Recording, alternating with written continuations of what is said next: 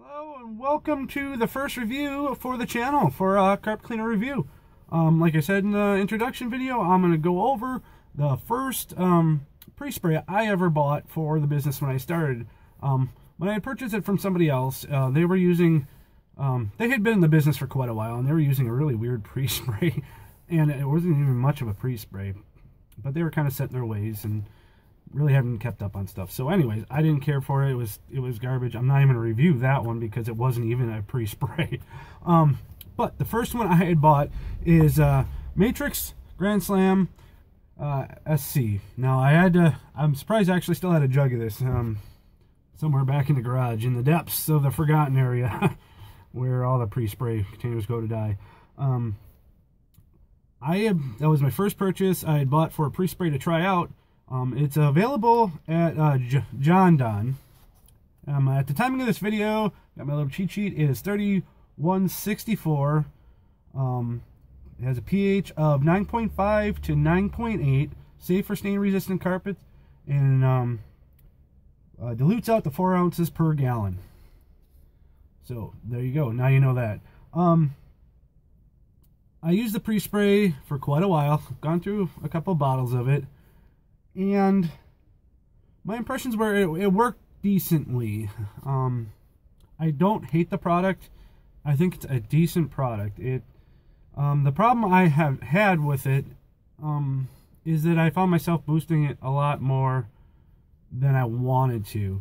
And really, when I got into a different pre-spray that I had tried afterwards, and a couple others, I realized that it needs to be boosted too often, I guess, for lack of a better term. So it's not a bad pre-spray. It does have a smell. It has like a minty kind of smell to it. I don't care for the smell of it. It is available in a non-scented, which I did purchase after I had bought my first one. I was like, I don't like the smell of it.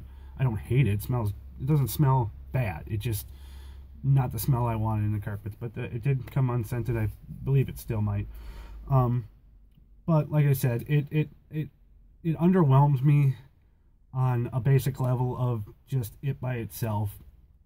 And when I tried out a couple other traffic lane cleaners or pre-sprays, I found that was having to be boosted too often to get the same result from another pre-spray that was just by itself.